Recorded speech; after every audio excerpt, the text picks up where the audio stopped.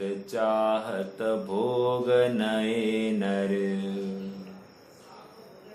पूरव पुण्य विना किम पई है। समझ में आ रहा है क्या? मैं पहले पूरा पढ़ता हूँ फिर अपन और एक बार समझेंगे। कर्म संजोग मिले कही कही जोग, कहे तब रोग न भोग सकै है। जो दिन चार को व्योत बन्यो कहूँ, तो परि दुर्गति मैं पछितई है। या हित यार सलाह यही की, गई कर जाहु निबाह न भई है। क्या कह रहे देखो, तू नित चाहत भोग नए नर। हे भाई, हे नर, तू निरंतर नवीन नवीन भोग चाहता है कि नहीं? बिल्कुल चाहता है। अब कह रहे लेकिन ये भोग पूरव पुण्य बिना किम पई है। ये भोगों का मिलना पूर्व पुण्य उदय के अधीन है। एक, अब देखो, यदि पुण्य होगा ओके तो कर्म संजोग मिले कहीं जो, मिल जाए, मिल गए, गहे तब रोग न भोग सकै है। कह रहे कर्मोदय से मिल गया और इसको रोग ने ग्रसित कर लिया, ये भोगने में असमर्थ है। ठीक है, आगे देखो। अब मान लो भोग कर्म उदय भी है और ये भोगने में भी समर्थ है। जो दिन चार को व्योत बन्यो कहूँ, तो परि दुर्गति में पछितई है। मान लो तेरा कर्म का उदय भी है और तुझे भोगने भी मिल रहा है, लेकिन मालूम है तू भोगते हुए क्या कर रहा है? कह रहे तू दुर्गति पा रहा है, मन दुर्गति का बंध कर रहा है और वहां पर जाकर तुझे पछताना पड़ेगा। समझ में आया? आगे, या हित यार सलाह यही की। अब इसलिए हम सलाह दे रहे हैं, या हित यार सलाह यही की, गई कर जाहु निबाह न भई है।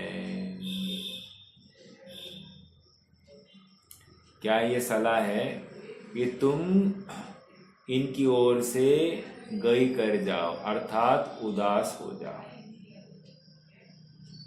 क्या कह रहे हैं? इन भोगों से तुम उदास हो जाओ, सलाह दी है।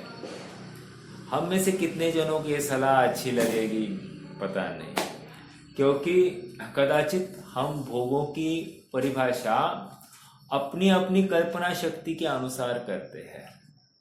हम भोगों की परिभाषा जिनवानी के अनुसार नहीं कर रहे हैं। समझ में आ रहा है? गंभीरता से भोग किसे कहते हैं इसको हमको समझना चाहिए। भोग किसे कहते हैं वैसे कोई बताएगा? किसको भोग कहेंगे?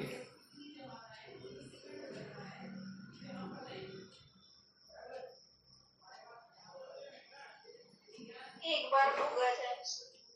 अच्छा, हाँ ठीक है, एक बार भोगा जाए तो भोग और बार बार भोगा जाए तो उपभोग, ठीक है। बट ये भोग किस परिणाम को कहेंगे? मैं तो ये कह रहा हूं, प्रश्न तो ये, बस इच्छा आशा पास महा दुखदायी। वो इच्छा है, वो वासना है, वो वांछा है, वो वांछा ही भोग है। अब किसकी वांछा हो सकती है? खाने की, पीने की, उठने की, बैठने की, ओ माय गॉड, चलने की, फिरने की, सुनने की, सब ये वांछा तो है, ये भोग है। अर्थात पांच इंद्रिय संबंधी जो कोई विकल्प है, विषय है, वो भोग कहलाएगा। और याद रखना, भोग के साथ साथ उपभोग उसमें गर्भित कर लेना।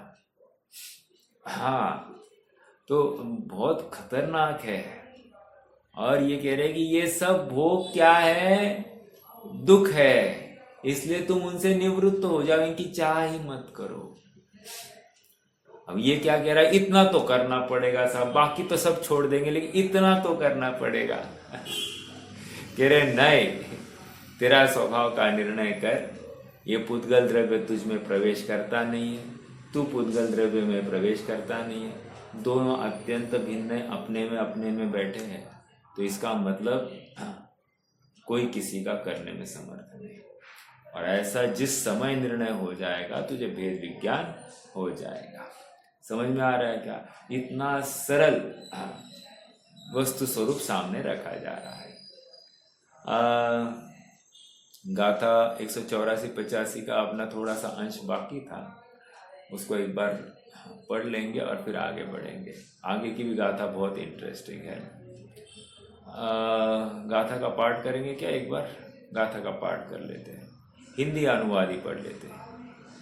पेज नंबर 386 पर। निज भाव को करता हुआ निज भाव का करता कहा, और पुद्गल द्रव्यमय सब भाव का करता नहीं। सरल, एकदम वेरी इजी। निज भाव को करता हुआ निज भाव का करता कहा, और पुद्गल द्रव्यमय सब भाव का करता नहीं। जीव पुद्गल मध्य रहते हुए पुद्गल कर्म को, जिनवर कहे सब काल में ना ग्रहे छोड़े परिणमे। फिर से, निज भाव को करता हुआ का अर्थ क्या लेंगे? कल भी पूछा था शायद, आज फिर से। निज भाव को करता हुआ का अर्थ क्या लेना?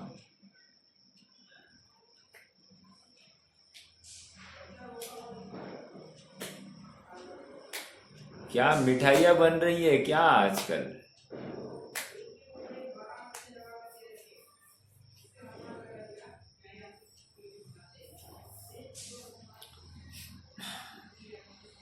चलो अगला प्रश्न, इसी को आगे एक कदम आगे। निज भाव ये 8वें नय का विषय है, या निज भाव ये 5वें 6वें 7वें नय का विषय है?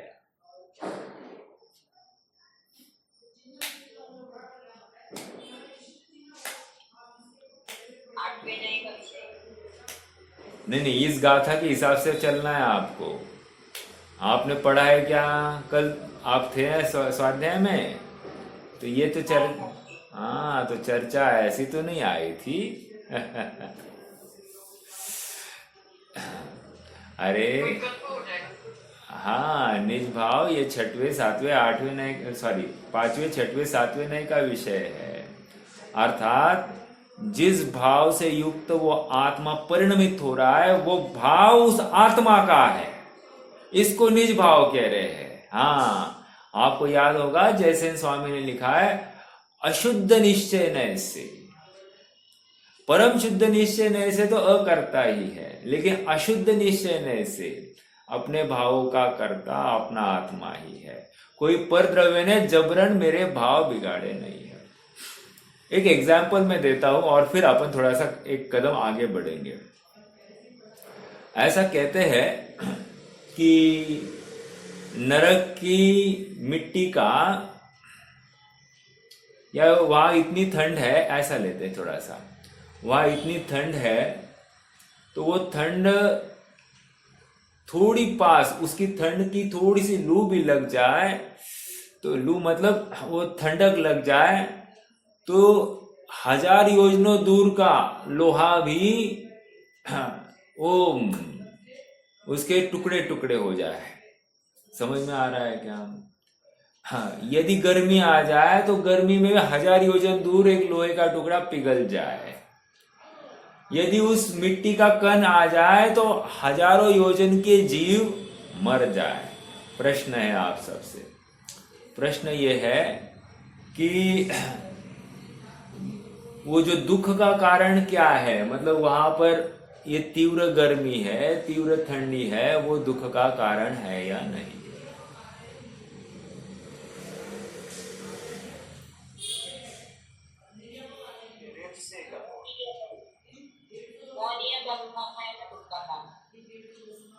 मोनीय कर्म दुख का कारण है।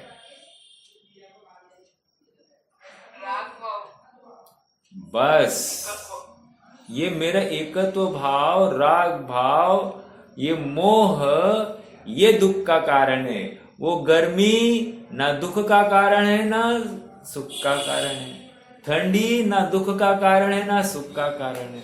समझ में आ रहा है क्या? हाँ, और एक एग्जाम्पल दूसरा, गरीबी दुख का कारण है या अमीरी सुख का कारण है? प्रश्न फिर से अमीरी सुख का कारण है या गरीबी दुख का कारण है?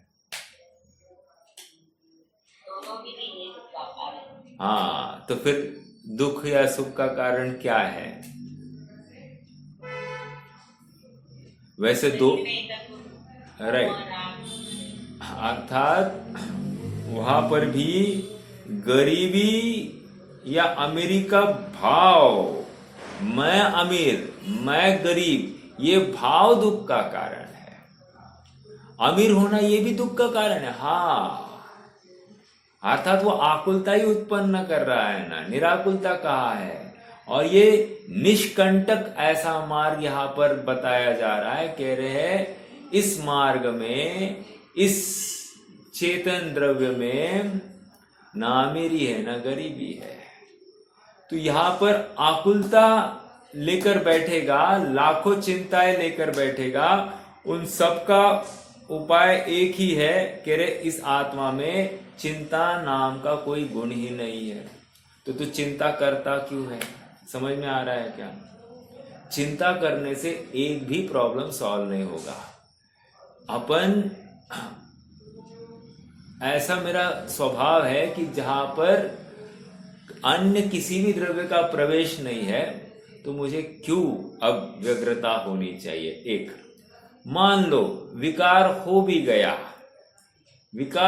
गया तो स्वभाव का नाश तो होता नहीं है। अर्थात स्वभाव वैसे का वैसा है। जैसे पानी गर्म हुआ तो क्या हुआ, अभी भी उसके स्वभाव जिंदा है। और देखो एक समय के बाद में फिर से वो मूल स्वभाव की तरफ झुक रहा है।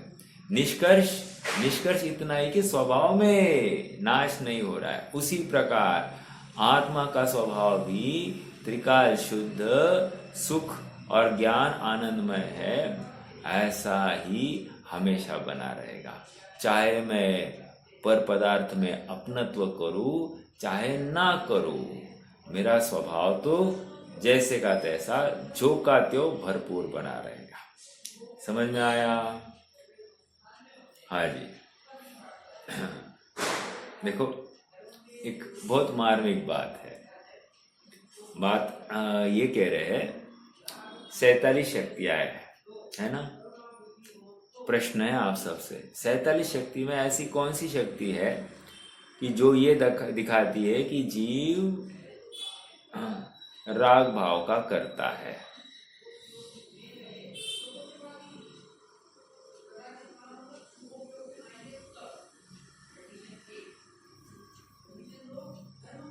कदाचित आप चाहो लगाना तो वो 33 to 39 भाव शक्ति अभाव शक्ति इसमें लगा सकते हैं, लेकिन वो भी शुद्ध परिणमती हुई। वहां पर भी वो शुद्ध परिणामी पर्याय की तरफ से कथन किया गया है। तो उछलती हुई, वह उछलती हुई है ना वो शक्तियां, तो उछलती शक्तियां वो शुद्ध भाव का परिचायक है, इसलिए विकारी भाव का परिचायक नहीं। और फिर 39 से 47, मतलब 40 से 47 कर्ता, कर्म, करण, संप्रदान, अपादान, अधिकरण, वो जो कोई अपादान अधिकरण, वो जो चर्चा है वो भी शुद्ध, मतलब हाँ षट कारक की अपेक्षा है। अर्थात अंतरंग षटकारक, बहिरंग षटकारक की बात नहीं है। समझ में आया?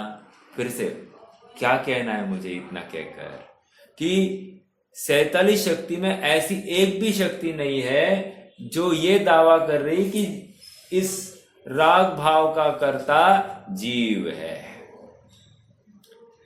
ये लिखने वाले कौन है? अमृतचंद्र स्वामी।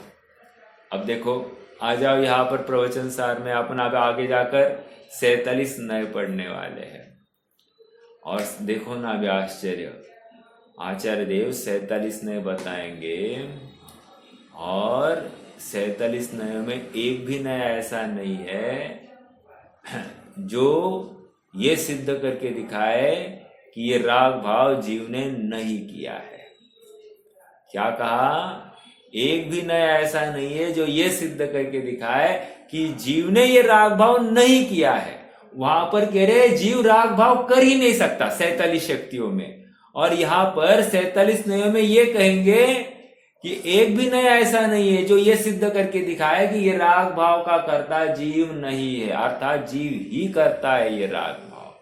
लो, कितनी मतलब डाइवर्सिटी आप देख रहे हैं क्या?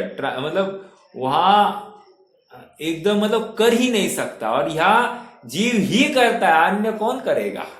ये पुद्गल फुद्गल कुछ नहीं करता है, कोई दूसरा मेरे परिणाम को बिगाड़ता नहीं है, मेरे परिणाम स्वयं बिगड़ते हैं, मैं स्वयं बिगाड़ता हूं। बिगाड़ता हूं मतलब क्या? स्वभाव से विमुख होता हूं, यही बिगड़ना है। बस ये बिगड़ गया, खत्म हो गया, नजर हटी दुर्घटना घटी। और नजर हटी मतलब क्या? स्वभाव की भावना ओझल हो गई, कम हो गई। समझ में आया?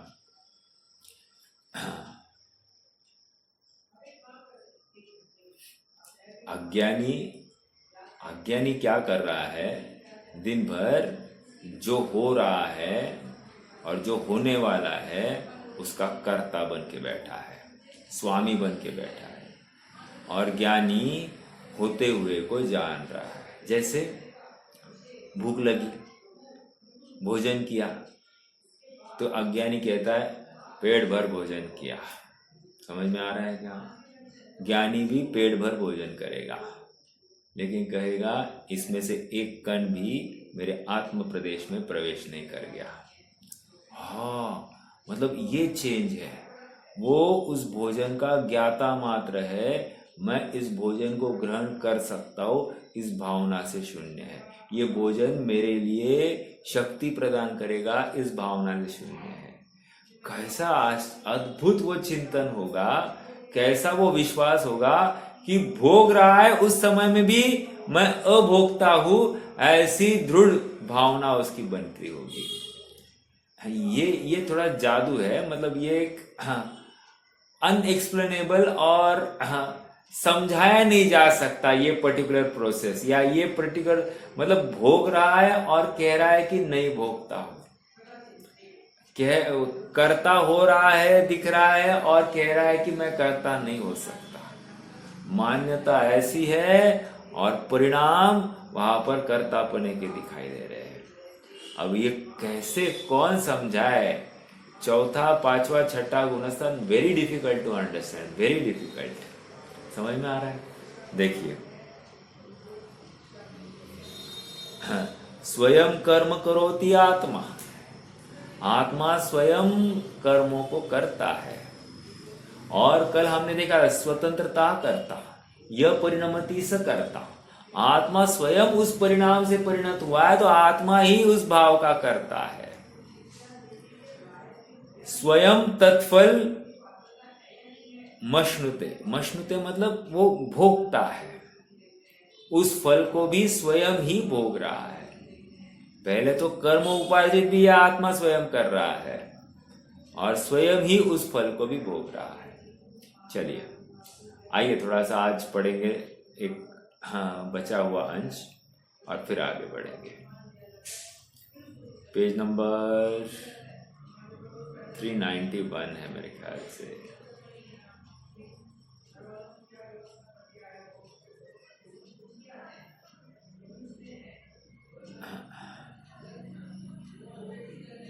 हाँ, ये आ जाए 390 पर लास्ट पैराग्राफ।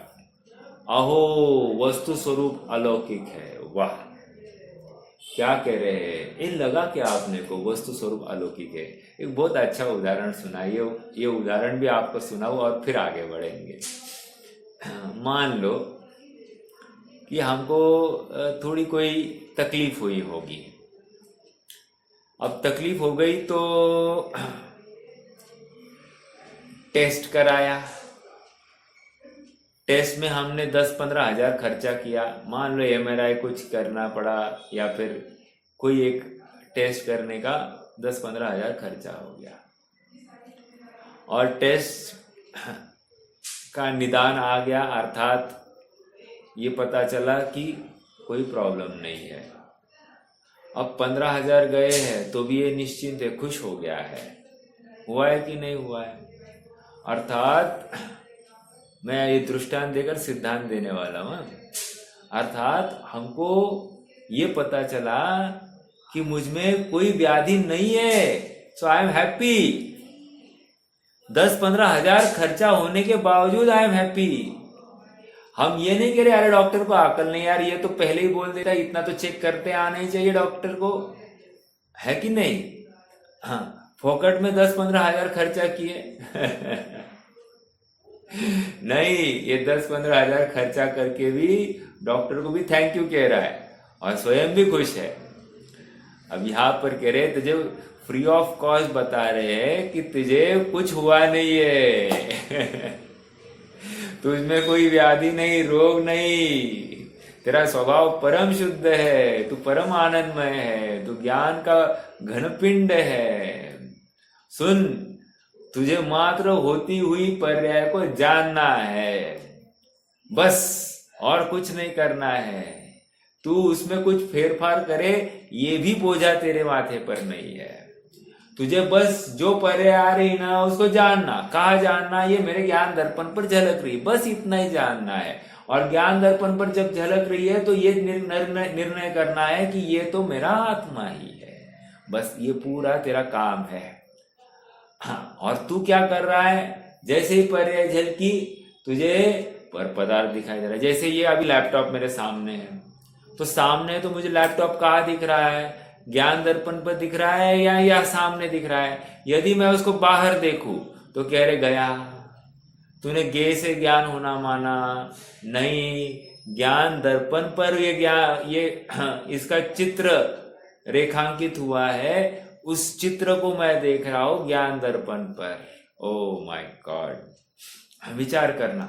और अब मैं निष्कर्ष पे आया था कि जिस प्रकार वो खबर हमको पड़ी कि आत्मा में कुछ विकार हुआ ही नहीं है, ये सुनकर मुझे आनंद होता है क्या?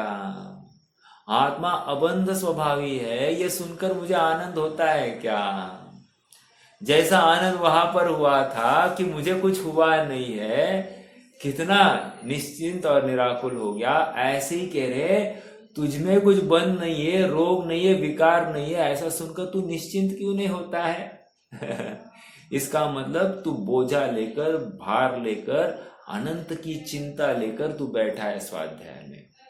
और सुन, वो चिंता लेकर बैठा है और चिंता छोड़ने का बिल्कुल भी भाव नहीं रखता है, इसलिए तू दुखी ही बना रहेगा, क्योंकि तुझे उस चिंता संबंधी कुछ करना है ही नहीं। वो चिंता करने से तेरे चिंता करने से कुछ हेरा फेरी वस्तु स्वरूप में बदल होगा नहीं। ये बात आ गई, वस्तु स्वरूप अलौकिक है। समझ में आया? अलौकिक कहने का प्रयोजन क्या था कि अरे इसमें कुछ हुआ ही नहीं है और तुझे भ्रम हो रहा है कि हो गया हो गया हो गया हो गया। बहुत देखो, ये छोटी छोटी बातें हैं। दांतों में दर्द है, ऐसा दर्द इन्फेक्शन हो गया है, और अब कह के दिखाओ साहब कुछ हुआ नहीं है। समझ में आ रहा है? मान लो हड्डी वड्डी टूट गई है और कह के दिखाओ कुछ हुआ नहीं है। बोलने के लिए सब आसान है। अरे मैं कितने भी डट के बोलूं कि भाई ये आसान है, गलत है, अमुक है, तमुक है, लेकिन वस्तु स्वरूप थोड़ी मेरे लिए बदलेगा। मैं दुखी हो रहा हूं मेरे मोह की वजह से, मैं दुखी वो हड्डी टूटी है इसकी वजह से नहीं, दांत में दर्द है इसकी वजह से नहीं, रोग हुआ है इसकी वजह से नहीं, अमीर हूं इसलिए नहीं, गरीब हूं इसलिए नहीं, गाली दिए इसलिए नहीं, प्रशंसा हुई है इसलिए सुखी नहीं। ये सब वस्तु स्वरूप में कुछ प्रवेश करते नहीं है, इसलिए मैं अबाधित हूं।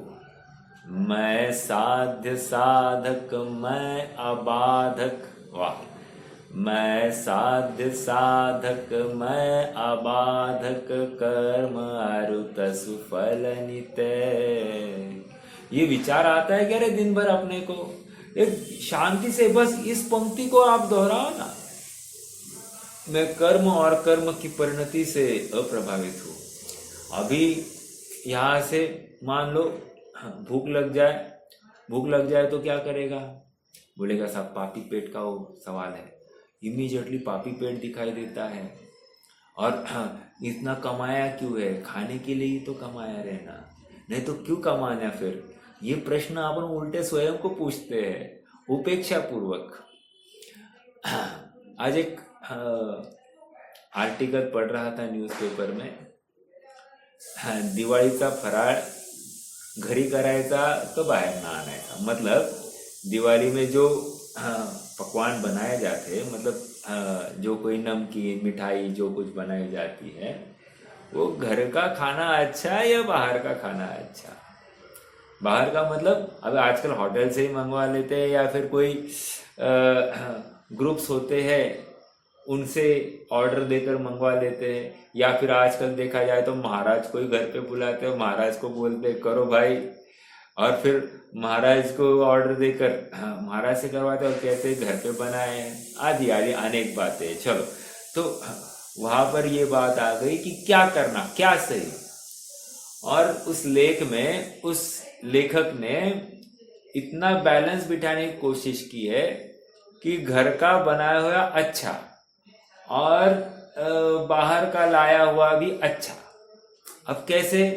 तो उसने कहा कि देखो भाई, जो घर का बनाया हुआ होता था वो प्रीवियस एक सिस्टम थी जहाँ पर जॉइंट फैमिलीज थी, और इतना ही नहीं 2-5 घर के महिलाएं आदि इकट्ठा होते थे और सब मिलकर ये सब दिवाली के अलग अलग पकवान बनाते थे। तो अपने विचारों का भी देवा लेवा होता था और आपस में एक सौहार्द का वातावरण बन जाता था। ये मूल प्रयोजन था। हाँ, तो ये एक पर्टिकुलर सिस्टम थी, बहुत अच्छी थी, ये कहा। अब कह रहे कि अभी तो हो गए हैं न्यूक्लियर फैमिलीज। न्यूक्लियर फैमिली होने से हार्डली 2-3 जन, 4 जन, जो कुछ होगा। अब 2-3 खोपड़ियों के लिए इतना सब मेहनत करना, एंड आजकल की स्त्री हो गई है वर्किंग वुमन। अब वो संभाले या ये संभाले, बहुत खींचातानी संक्लेश होते हैं। तो संक्लेश नहीं हो इसलिए अच्छा है ना, बाहर से लाओ और गप्पे लगाओ और चाय पे चर्चा, वैसे दिवाली के नाश्ते पे चर्चा, ऐसे करो, सभी फ्री है तो अपन समय दे, आपस में घर वालों के या परिजनों के लिए अपन समय दे पा रहे हैं और अपने विचारों का आदान प्रदान कर रहे हैं, तो इसमें आनंद है और इसलिए ये भी अच्छा है। तो ये इस प्रकार का कंक्लूजन किया। बट देखो, ये सब बातें वो तो अपने ऊपर है कि हम लेखक श्रोता को किस दिशा में लेके जाए। अब कहा जाए तो ये बातें लगा रहे, कौन से आत्मा की बातें लगाने वाले? पहला पॉइंट, ये तो विषय भोगों की बातें लगाने वाले हैं, तो इसलिए इसमें कोई उपलब्धि नहीं है। तो इन एंड ऑल अगर हम आज तत्व ज्ञान के बल पर विचार करें तो ये विकताओं में ही तो समय लगने वाला है, संसार का ही परिभ्रमण कराने वाला है। और ये खान पान की पड़ी क्या है, मैं अनशन स्वभाव वाला हूँ, ये निर्णय करना था। और यहाँ पर मैं भोग स्वभाव वाला हूँ, भोगने के लिए, और फिर मैं औरों को बुलाऊं, अपनी चीज दूसरे के घर, दूसरे की चीज अपने घर, ये देवा लेवा बांटना थाटना इसी में खत्म कर देता। निष्कर्ष इतना ही है कि ये करने योग्य उद्यम नहीं है, कुछ भी करने योग्य उद्यम नहीं। मैं कल भी ये दोहरा रहा था, आज भी दोहरा रहा हूँ, क्योंकि मैं सोचता हूँ कि अपन ये चर्चा नहीं छेड़ेंगे तो और कौन छेड़ेगा, ये प्लेटफॉर्म नहीं तो और कौन सा प्लेटफॉर्म। और फिर हम सुखी होने के लिए तो आए हैं ना, जिसको हम सुख मान के बैठ रहे हैं, थोड़ा तो करना पड़ता है, फिर इकट्ठा होते फिर करना पड़ता है। तो करना पड़ता है के नाम पर गलत का अनुमोदन नहीं कर बैठना। रोटी सब्जी तो कर सकते हो ना, तो वो करना, लेकिन ये दिवाली के टाइम में तो बिल्कुल नहीं करना। अन्य टाइम में आप करो, कोई प्रॉब्लम नहीं, लेकिन दिवाली के टाइम में नहीं करना, क्योंकि हम नहीं मनाते, ये मुझे समझाना है। उस थॉट प्रोसेस से हम बाहर निकले, राइट। चलो, वस्तु स्वरूप तो अलौकिक है, वस्तु स्वरूप समझे बिना मैं सुखी नहीं हो सकता। आज तक मैं दुखी हुआ हूं वस्तु स्वरूप को नहीं समझने से। दिवाली को इस प्रकार मनाया जाता है, ये किसने बताया, कौन सी खोपड़ी ने हमको बताया? और लोग करते इसलिए तुम्हें करना चाहिए, ये कहां से लाया? गंभीरता से विचार करना। आज मैं श्रेयांश की मम्मी बता रही थी कि वो इंदौर का जो गुरुकुल है, वहाँ कुछ 50 बच्चे हैं, तो 50 बच्चों में से 25 बच्चों ने प्रण लिया है कि वे पटाखे नहीं बजाएंगे। और फिर उन्होंने कहा हमने उन 25 बच्चों का सत्कार भी किया। मैंने सोचा अरे जैनी को ये कहना पड़ रहा है, ये आश्चर्य की बात है कि नहीं, कि भाई हम पटाखे या हिंसक सामग्री का प्रयोग करते नहीं। गुरुकुल में पढ़ने वाले बच्चों को भी हम इतना कन्विंस नहीं कर पा रहे हैं कि हमें ये सब नहीं करना चाहिए, तो हमने क्या विद्या दी, क्या शिक्षा दी? हम उनको फोर्स भी नहीं कर रहे।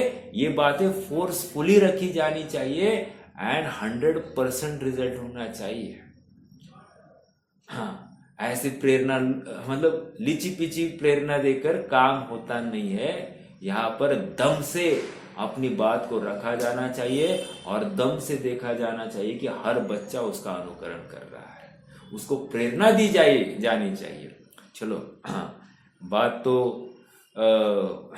अब हर एक का अपना अपना पर्सपेक्टिव है, लेकिन अपना अपना पर्सपेक्टिव के नाम पर ना ये जिनवानी पूरी मरोड़ी जा रही है, उसका पतन हो रहा है, ह्रास हो रहा है। ये इन्हीं बातों के, everybody has right to think, उसको राइट टू एक्ट, उसकी स्वतंत्रता के नाम पर वो स्वच्छंदता में नंगा नाच रहा है, तो भी हमको कुछ भी फर्क नहीं पड़ रहा है। अपने को क्या करना है, अपन अपना परिणाम ठीक करें। अरे नहीं, तुम आत्मा में बैठे हो क्या? नहीं, तो फिर आत्मा में बैठे नहीं हो तो ये सब तुम्हारा उत्तरदायित्व बन रहा है। हाँ, आत्मा में जाने के लिए तुम अत्यंत प्रेरित और प्रयासरत हो गए हो तो अलग बात है, फिर हम विचार करेंगे। लेकिन नहीं ना, तो दिन भर एक सोशल एनिमल के जैसा रहता है, तो फिर ये भी तुम्हारा उत्तरदायित्व होता है। चलिए विचार करेंगे। मतलब हमारी सोच का शोधन तो हमको करना पड़ेगा। शोधन मतलब इसको तो ठीक हमको करना पड़ेगा, बाकी और नहीं करे तो एटलीस्ट हमारी सोच तो हम नक्की करें कि नहीं करें, विचार करना। चलिए, मतलब सो कॉल्ड गुरुकुल के नाम पर भी कुछ बात अच्छी नहीं चल रही है, ये मुझे कहना है। बच्चों को वहां पर क्यों भेजा जा रहा है? संस्कार के लिए। और एक संस्कार बच्चा लेकर आया, ये बताइए आप? नहीं दिख रहा है। मतलब ये is a pathetic state in a gurukul. पहले के गुरुकुल की देखिए, जैसे डॉक्टर साहब हुए वो मुरैना के विश्वविद्यालय में, क्या वो एक बैच तैयार हुई है।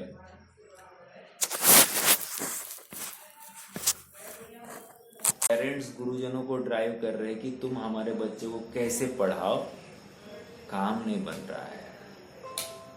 हाँ, एक बार मैं ऐसे ही गया था बच्चों को पढ़ाने के लिए और मैं थोड़ा डांटने लग गया। मेरी आदत है थोड़ी सी डांटने की। आदत क्या है, बच्चे गलत है तो बताना पड़ेगा ना भाई गलत है। हमने हमारे बच्चों को भी बहुत डांटा है। अभी भी हम घर में कोई भी गलत आचरण करता हो तो हम डांटते हैं। तो हमको उन बच्चों की माता ने बोला कि हाँ, नहीं आप थोड़ा सा समझा के प्यार से समझा के बात करो ना। तो बच्चों को, हम बच्चे सुनेंगे, अच्छे बच्चे अरे आपसे बच्चे नहीं संभल रहे हैं, आप इतने प्रेम से उनके साथ वर्तन करते हो, आपसे नहीं संभले हैं। हम यहाँ पर इसलिए आपने हमको यहाँ पर बुलाया। अब आप हमको शिक्षा दे रहे हो कि हमको बच्चों के साथ कैसे वर्तन करना चाहिए। अब समझ रहे क्या, मतलब गुरुजनों को ड्राइव करने की ये आदत बहुत खराब है।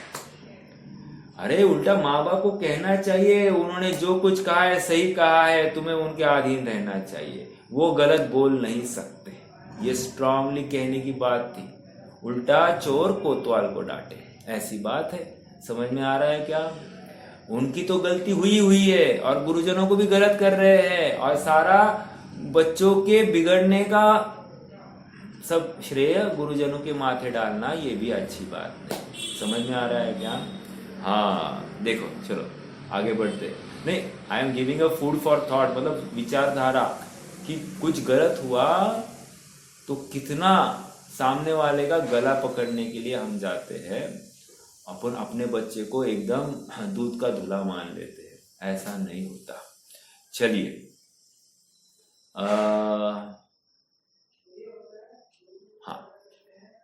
अहो वस्तु स्वरूप अलौकिक है, मात्र वर्तमान और त्रिकाली द्रव्य इन दो के बीच ही संबंध है। कर्म के साथ एक, निमित्त के साथ दो, अथवा पूर्व पर्याय के साथ तीन, वर्तमान का जरा भी संबंध नहीं। कितनी बड़ी बात लिखी है।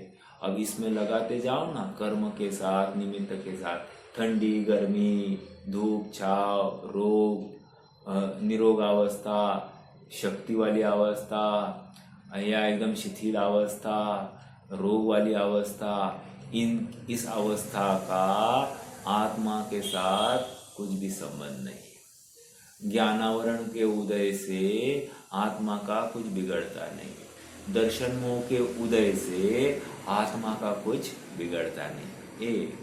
क्या मेरा स्टेटमेंट सही है क्या? दर्शन मोह के उदय से आत्मा का कुछ बिगड़ता नहीं है। स्टेटमेंट करेक्ट और रॉन्ग कौन बताएगा? चारित्र मोह की वजह से है कि नहीं? समझ में आ रहा है क्या? देखो अभी आपने ये स्टेटमेंट को सही कहा कि नहीं। अब ऐसा ही स्टेटमेंट के बारे में चिंतन हमारा दिन भर चलते रहना। हमको लगता है कि यार क्या कर्म का उदय है, हर प्रसंग पर हम क्या करते हैं। देखो जैसे भोजन करने बैठे, तो भोजन करने बैठे क्यों बैठे साहब? भूख लगी। भूख क्यों लगी साहब? उत्तर देखो, उत्तर हाँ, असाता का उदय। समझ में आ रहा है? तो असाता का उदय है ना। हम कहा कह रहे हैं कि मेरा चारित्र मोह या दर्शन मोह, इसका उदय, मतलब मेरे परिणामों में कमजोरी आई है, मैं पर से सुखी होने की कल्पना कर बैठा हूं, ऐसा मैं मान रहा हूं क्या? नहीं, मैं बराबर कहता हूं कि कर्म का उदय है। समझ में आ रहा है क्या? जैसे रोग आ गया, बुखार आ गया, हाँ, मैं दवाई ले रहा हूं। क्यों ले रहा है साहब? नहीं, ठीक होने के लिए। ले रहा है कि नहीं ठीक होने के लिए? बोलो, ठीक दवाई से ठीक हुआ है क्या? प्रश्न पहली बात तो खराब हुआ ही नहीं है, दवाई से ये ठीक होगा ही नहीं, और इसको लगता है कि मैं ठीक होऊंगा, मैं, और ये दवाई मुझे ठीक करेगी। समझ में आ रहा है क्या? अर्थात निमित्त से, कर्म के उदय से मेरा बुरा हुआ है या अच्छा होगा, ये बात है ही नहीं। ये मिथ्यात्व, ये जहर है, मेरा दिन भर का जहर। मैं यही जहर पी रहा हूं। मतलब स्वाध्याय करके तत्व ज्ञान को हासिल करके ज्ञान के विभाग अधिकार के माध्यम से चर्चा भी कर रहा हूं, ज्ञान में गे को अलग पाड़ना है ये भी नक्की कर रहा हूं, इतना होने के बावजूद भी मेरा मिथ्या तो सुरक्षित है। आप समझ रहे हैं क्या? मिथ्यात्व को हम और सुरक्षित रखने का वो श्रेय किसको जाता है? मुझे ही। मुझे एक सर्टिफिकेट दिया जाना चाहिए, very good for maintaining your मिथ्यात्व। हाँ, पिछले 40-50 साल से जो कोई इस भव की आयु है, इसको आपने निरंतर मेंटेन किया है, इसको कहीं जाने नहीं दिया है, तो आपको ये प्रशस्ति पत्र समझ में आ रहा है क्या? अरे भाई, गंभीरता से विचार करना, अभी नहीं तो कभी नहीं, ऐसा सोच के आगे लगना है। अभी नहीं तो कभी नहीं, मैं ऐसा पुरुषार्थ करूं, ऐसी भक्ति करूं प्रभु की, ऐसी भक्ति करूं प्रभु की, जन्म न लूं दोबारा। अरे इतनी भावना कब आती है? प्रभु वो प्रभु नहीं, निज प्रभु की बात चल रही है। उस प्रभु की भी भक्ति करनी मतलब क्या करना है? निज प्रभु को ध्याना है। समझ में आ रहा है? अपनी महिमा आनी चाहिए। दिन भर प्रत्येक क्षण में मुझे मेरा आत्मा दिखाई देना चाहिए। यही सच्ची दिवाली मनानी है। यदि मुझे इस दिवाली की छुट्टियों में आत्मा नहीं दिखाई दिया, अपना परिकर दिखाई दिया, मुझे फराळ जिसको कहते हैं मुझे खाने पीने के व्यंजन दिखाई दिए, तो समझना मैं महापापी हूं, मैं महालेप को प्राप्त हो रहा हूं। समझना, मतलब गेट टुगेदर करते हैं, साल में एक बार ही तो मिलते हैं साहब।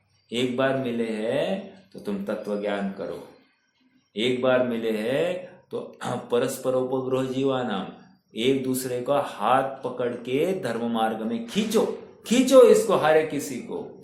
वहां तो तुम शिथिल रहते हो और विषय भोगों में प्रवृत्त करते हो और कहते हैं हमने दीपावलिया मनाई। ओ माय गॉड, समझ में आ रहा है क्या? गंभीरता से विचार करना। ये श्रृंखला अपनी चलेगी है, मतलब अभी 2-4 दिन जो कुछ है, जब तक सब आ रहे हैं मुझे आश्चर्य हुआ कि अभी भी सब आने के लिए, सुनने के लिए बिल्कुल प्रयासरत है। चलो, कहा थे भाई? हाँ, कहा गया आगे, नेक्स्ट लास्ट लाइन, आत्मा रूपी पदार्थों के भावों को भी नहीं करता। क्या कर रहा है? आत्मा रूपी पदार्थों के भावों को नहीं करता। पहले क्या क्या कहा था? कर्म का नहीं करता, निमित्त का कुछ नहीं करता, पूर्व पर्याय का कुछ नहीं करता। ओके, अब क्या कह रहे हैं? प्रत्येक समय की विकारी अथवा अविकारी पर्याय स्वतंत्र है। देखो यहाँ पर महत्वपूर्ण बात रखी है इन्होंने, विकारी अविकारी पर्याय का कर्ता नहीं है ऐसा नहीं कह रहे, वो पर्याय स्वतंत्र है। अर्थात स्वतंत्र है कहकर क्या कहना चाह रहे? वो आत्मा का ही एक परिणाम है। समझ में आ रहा है? हाँ, स्वतंत्र है, लेकिन वो परिणाम पूर्व से कोई ताल्लुक नहीं रखता है, भविष्य से कोई ताल्लुक रखता नहीं। वो परिणाम अपना अपना स्वाधीन है, ये कह रहे हैं। आत्मा रूपी पदार्थों के भावों को भी नहीं करता। ये भावों को नहीं करता मतलब क्या? जैसे हमने कोई मिठाई बनाई तो शक्कर कम, मतलब शक्कर कम हो गई, मिठास कम होगी, तो उसके भाव को, उस मिठास के भाव को आत्मा ने नहीं भरा या कम किया, ये कह रहे हैं। हाँ, या फिर कोई पदार्थ बहुत टेस्टी बन गया तो उस टेस्ट का भाव आत्मा ने नहीं भरा है, तो किसने भरा है? वो पुद्गल ने स्वयं ने अपना भाव भरा है, ये कह रहे हैं। आप पकड़ रहे हैं क्या? हमारी माता जी ना जब भी कोई चीज खाती, जैसे करेला खाए या फिर कोई भी चीज, जीरा खाए, अजवाइन खाए, तो कहती है कि पहले जैसी ये चीज नहीं है, इसमें वो टेस्ट नहीं आती है। हाँ, मुझे तो इसमें से भाव इतना ही देना है कि हाँ, आत्मा क्या कर रहा है इस समय में, ज्ञान ही कर रहा है। अब जो चीज है उसका जो भाव है वो उतना प्रदान कर रहा है। अब तुम्हारे ज्ञान दर्पण पर वो पहले का ज्ञान पड़ा है जिसके साथ में तुम टैली कर रहे हो और तुम कह रहे हो कि ये नहीं हो रहा है। इससे क्या हो रहा है, दो प्रॉब्लम हो रहे हैं। एक तो मैं वर्तमान से चूक रहा हूं और दूसरा भूतकाल में मैं अटका हूं। अब भूतकाल वाली चीज मिलने से रही और वर्तमान की चीज मैं भोगने से रहा, अर्थात दोनों समय में मैं दुखी हूं। आप पकड़ रहे हैं क्या? निष्कर्ष इतना ही है कि जीव ना वर्तमान में जीना जान रहा है, ना भविष्य काल की कल्पना में वो आकुल चित्त है, और भूतकाल की कुछ रमणीय व्यवस्था होगी उस व्यवस्था में वो उसको याद कर करके अपना वर्तमान को बर्बाद कर रहा है। आत्मा हूँ, मोह से रहित हूँ, ऐसा विश्वास जिस पर्याय में होगा, जिस परिणाम में होगा, वो साक्षात भगवान है। समझ में आ रहा है क्या? जीव को लगता है हे प्रभु मुझे जल्द से जल्द सम्यक दर्शन हो जाए तो मेरा धर्म चालू होगा, और ज्ञानी कहता है जल्द से जल्द तू अपने आत्मा को ध्याए तो तेरा धर्म चालू होगा। आत्म भावना से रहित परिणाम कभी भी आत्मा को प्राप्त नहीं करेगा। आत्म भावना से युक्त परिणाम ही आत्मा को प्राप्त कराएगा। हाँ जी, देखो आगे बढ़ते हैं। क्योंकि आत्मा में, पेज नंबर 391, आत्मा में रूपीपने होने की शक्ति नहीं है, इसलिए वह उन कार्यों का अकर्ता ही है। इस प्रकार आत्मा पर पदार्थों के परिणाम का कर्ता नहीं, और वे पर पदार्थ भी आत्मा के द्वारा किए नहीं है, इसलिए वे आत्मा के कार्य नहीं है। जो जीव ऐसा सच्चा ज्ञान करता है उसे पर कर्तृत्व का और ममत्व उसे पर कर्तृत्व और ममत्व नष्ट होकर धर्म प्रकट होता है। दो बातें कही उन्होंने, पर कर्तृत्व और पर ममत्व। अब जब कर्तृत्व कहा, ममत्व कहा, तो भोक्तृत्व भी कहो और स्वामित्व भी कहो, ये भी साथ में लगा लेना। क्योंकि जब भी मिथ्यात्व होगा ये चार बातें होगी, भले ही एक मुख्य रूप से प्रकट होगी लेकिन चारों बातें उसमें छिपी है। वो पर का स्वामी होना चाह रहा है, अर्थात पर का ममत्व रखता है। पर का ममत्व रखता है तो पर को भोगने की भावना भी करता है। जब पर को भोगने की भावना कर रहा है तो पर का कर्ता भी बनना चाहता है। समझ में आ रहा है क्या? बनेगा नहीं बनेगा ये तो वस्तु स्वरूप में तो पॉसिबल ही नहीं है, लेकिन इसकी भ्रांति मिटती नहीं है। आज तक मैंने कितने जनों का अच्छा किया, आज तक मैंने कितने जनों का बुरा किया। विचार करो, आज तक मैंने क्या अच्छा किया और क्या बुरा किया। मैंने मात्र आत्म परिणाम किया है, मैंने मात्र जाननपना किया है, ज्ञाता दृष्टा आत्म राम। इसके अलावा मात्र जानना मेरा काम। हाँ, तो ये इसने इस काम के अलावा अन्य सभी कार्य करने की चेष्टा की है और ये इसका अपराध है। हाँ, जो जिसको परिणामाने वाला देखने में आता है, जो जिसको परिणामाने वाला देखने में आता है वह उसके ग्रहण त्याग रहित देखने में नहीं आता, और जो जिसके ग्रहण त्याग रहित देखने में आता है वह उसके परिणामाने वाला नहीं हो सकता। एक प्रश्न पूछता हूँ थोड़ा सा, मुझे एकदम से एक उदाहरण याद आया। मुझे थोड़े दिन पहले एक बहन का फोन आया और उन्होंने कहा कि हाँ ये जो है कि ये भैया जो है ना, मतलब किसी XYZ की बात कर रहे थे। ये भैया बहुत चतुर है बात करने में और वे सामने वाले को बहुत अच्छे से कन्विंस करते हैं। और योग ऐसा कि बराबर सब कुछ सबको इतना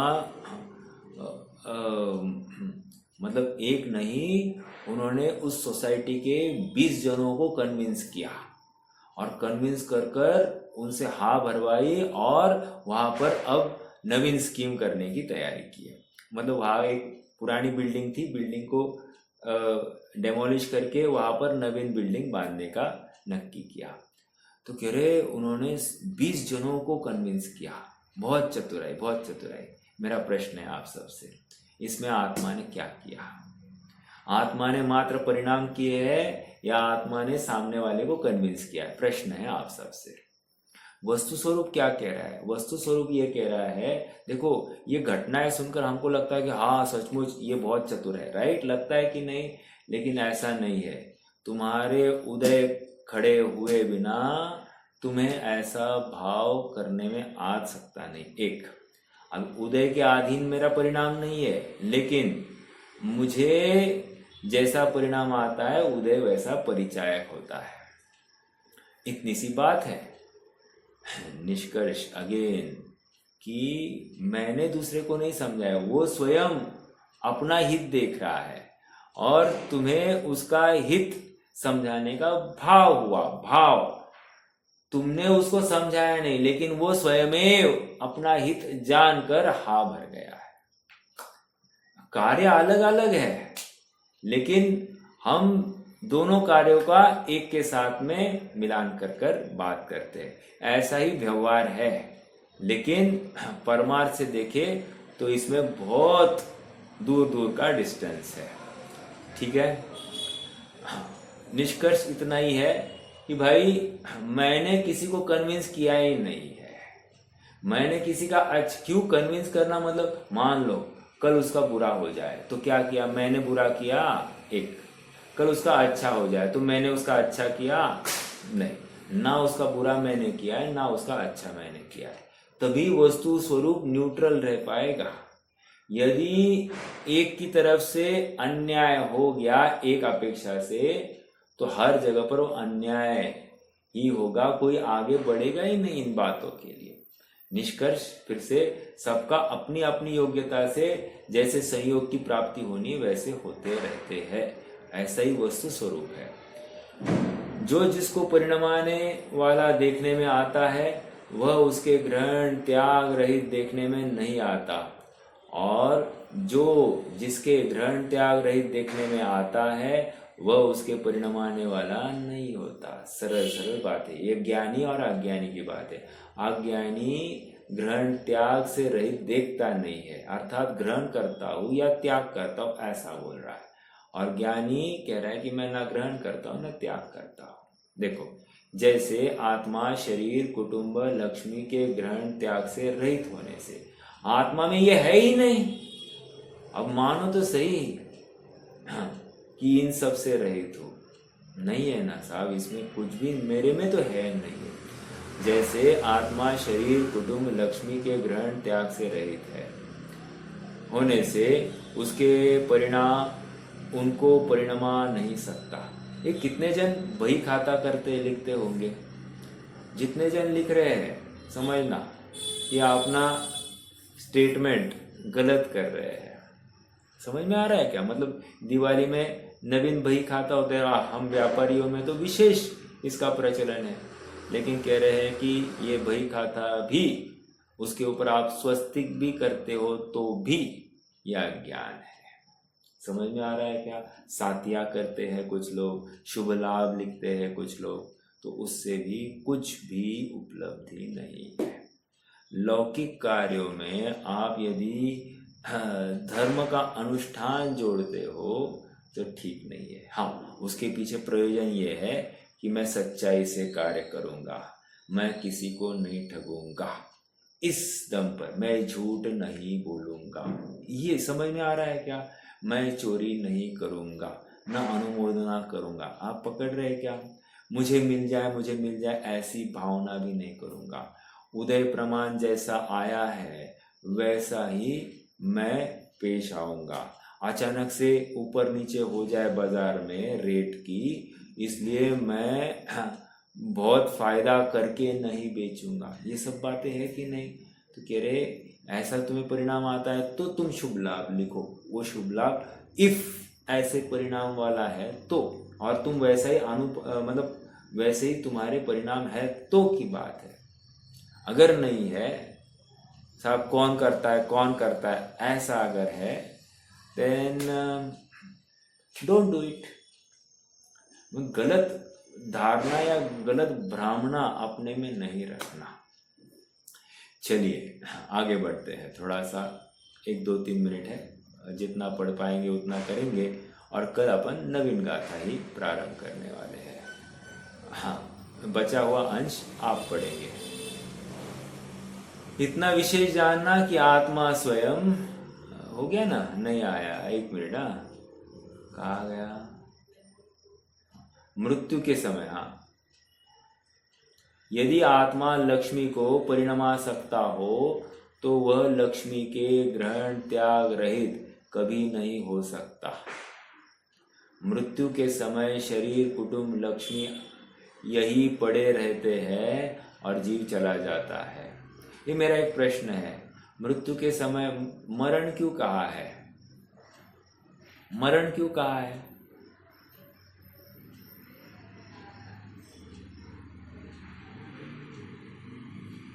बोलो रोहित भाई। हाँ, शरीर के वियोग की अपेक्षा। अगला प्रश्न, शरीर का क्या होता है?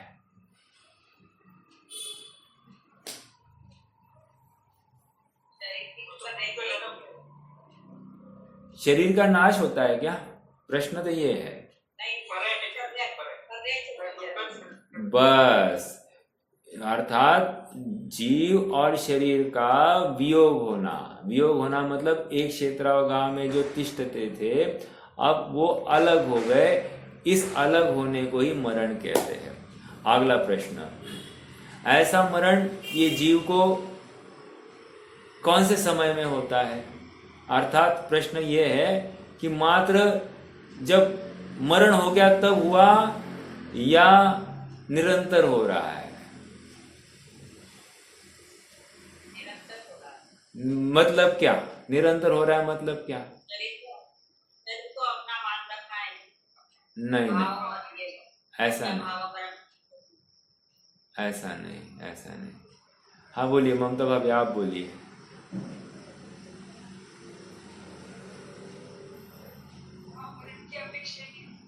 भाव मरण, हाँ ठीक है। मुझे इतना कहना था, भाव मरण तो है ही, बट मुझे ये कहना था कि भय भी ठीक है, वो भाव मरण ही है। ये कहना है कि प्रत्येक समय में नवीन शरीर फॉर्म हो रहा है, अर्थात नवीन वर्गणाएं ग्रहण हो रही है, अर्थात इस शरीर को बनने के लिए भी प्रत्येक समय में वर्गणाएं ग्रहण की जा रही है। क्या आपने ये बात सुनी है कभी? सुनी तो होनी चाहिए, अपन ने चर्चा की अपने स्वाध्याय में। अब याद नहीं होगा तो अलग बात है। चलो मैं ये हाँ सुनिए ना, राइट, प्रत्येक समय में नौकर वर्गणाएं ग्रहण कर रहा है ना। अरे पंच परावर्तन में अपन ने देखा, पुद्गल परावर्तन में ये वर्गणाएं ग्रहण कर रहा है प्रत्येक, वो ग्रहित वर्गणा, अग्रहित वर्गणा, मिश्र वर्गणा हमने किया था कि नहीं? मतलब प्रत्येक समय में वर्गणा ग्रहण करता है। अब अगला प्रश्न, हमने 7वें अध्याय में आश्रव कम ज्यादा कैसे होता है उसका आधार, तो वो वहां पर भी 6वां सूत्र है, मैं सूत्र भूल रहा हूं, लेकिन उसमें भी आधार यही आया था। अधिकरण आदि नहीं क्या, वो सब बात आई थी, जीवाधिकरण, हाँ सब बातें आई थी। अब वो देख लेना, 7वें अध्याय का 6वां-7वां सूत्र है तत्वार सूत्र का। वहां पर भी बात यही आ रही थी कि तीव्र मंद बंद कैसे, तो कह रहे हैं कि आश्रव जहां पर ज्यादा हो, योग ज्यादा हो, वहां पर, समझ में आ रहा है। अर्थात जब यौवन अवस्था तक जीव ज्यादा वर्गणाएं ग्रहण करता है और वृद्ध अवस्था में जीव कम वर्गणाएं ग्रहण करता है, ऐसा है। अर्थात प्रत्येक समय में शरीर नवीन उत्पन्न हो रहा है, ये हमको समझना है। हमको लगता है कि नहीं साहब वही है वही है वही है, नो, प्रत्येक समय में नवीन शरीर उत्पन्न हो रहा है, अर्थात प्रत्येक समय में मरण हो रहा है, मुझे ये समझाना है। अब वो भाव मरण वाला कॉन्सेप्ट तो है ही है, लेकिन ये द्रव्य वर्गना है, मतलब पोद्गल वर्गनाएं जा रही है, ये भी तो मरण हो ही रहा है। ऐसा मरण नहीं हो रहा है कि हमेशा हमेशा के लिए बिछड़ गए, लेकिन मरण तो हो रहा है, मुझे ये समझाना है। हाँ, इसलिए और हम क्या करते हैं मालूम है आपको, हम वही पुरानी वर्गणाओं की वांछा करते, नहीं पहले जैसे जवान दिखो समझ में आ रहा है क्या, पहले जैसा ही निरोग रहो, पहले जैसा ही हट्टा कट्टा बन जाओ। थोड़ा दुबला हो गया तो 50 लोग पूछने लगेंगे कि ये क्या हो गया, ये क्या हो गया, क्या हो गया। अरे वर्गणाएं कम ग्रहण कर रहा होगा शरीर, और क्या हो रहा है, समझ में। ये विश्वास होता है क्या, आत्मा का कार्य आत्मा में हो रहा है, शरीर का कार्य शरीर में हो रहा है, ये हमको क्यों विश्वास नहीं होता। नहीं मुझे कुछ हुआ है, थोड़ी कमजोरी है, ऐसा क्यों लग रहा है, ऐसा नहीं लगना चाहिए। हर अवस्था में मैं स्वयं को आत्मरूप देखूं, इतनी सी तो बात है, और यही भेद विज्ञान है। समझ में आ रहा है क्या। अर्थात मेरा अस्तित्व में पर की अपेक्षा रखता हूं, यही तो अपराध है, यही मिथ्यात्व है। क्यों, क्योंकि इसमें एकत्व, ममत्व, कर्तृत्व, भोक्तृत्व के परिणाम हुए बिना ये भाव होता ही नहीं है। ठीक है, चलिए रुकते हैं आज के लिए। कोई प्रश्न है तो कर सकते हैं, नहीं तो जिनवाणी।